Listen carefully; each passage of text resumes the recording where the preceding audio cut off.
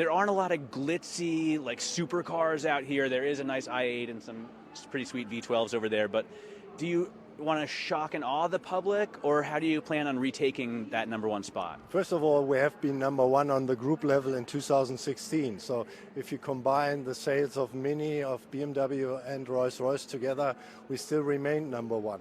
And sometimes, how do you count a small car like a Smart compared to one Rolls-Royce? Do they count the same number?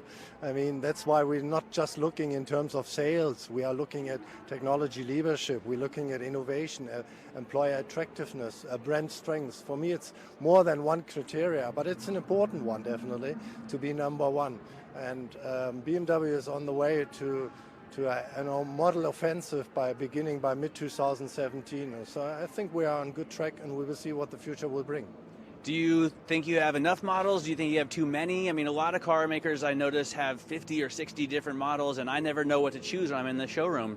Do you need to whittle that down a little bit? I think we have a lot of models and are also new models coming, but you also need to look at the market segment and what new customers you're gaining, then you're not just substituting. But for example, with this new 5 Series Touring behind me, there's a lot of customers waiting for that car who wants to have the new 5 Series.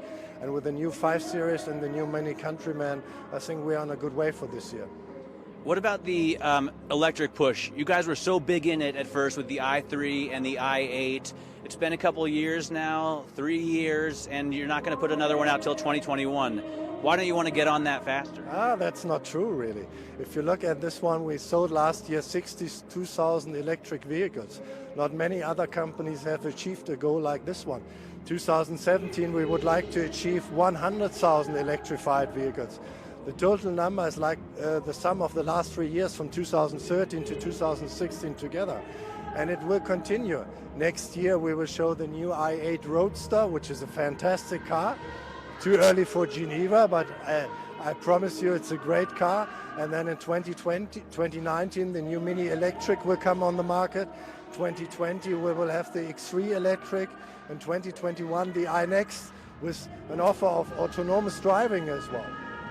The i-Series has been incredible to drive, and also as part of Drive Now, I use that a lot in Berlin. Are the electric models of the more traditional BMWs selling as well? Yeah, the X5 plug-in hybrid, for example, or the 2 Series Active Tourer plug-in hybrid is very successful in the market. I think the new 5 Series plug-in hybrid will be successful as well. So the plug-in hybrids, is a technology transformation from the i brand to the BMW i Performance models, is working very well. We have seen that last year and this year. For example, in January we had an increase in our electric vehicles being sold by 150%. So do you expect to invest more in that, or are you paring that kind of investment back? You will see definitely from the BMW Group more investments into electrification, going into all brands. We also have a motorcycle like the electric scooter, which not many companies offer. So we see with all brands more electrification coming in the future. All right, what about autonomous vehicles? I know you expect to invest more in autonomous vehicles, get people into them, save lives, save the environment, do a lot of good, but do you think consumers are willing to pay up for that kind of technology? I think the consumers will pay because it can bring a lot of comfort with you. If the car is parking by itself into the car park, into the garage, it makes driving much more safer if you feel tired or whatever. So I think there's an opportunity to make driving more comfortable, more safer, and I think there's an opportunity that the customer will pay for it. And it's already very exciting. I mean, we will have this year already a test fleet of 40 vehicles, autonomous cars driving around. But I'll be able to take the wheel myself? Yes. So you won't give up the steering wheel and allow people? At BMW, it's always that, as we have shown with the vision cars, the driver can decide.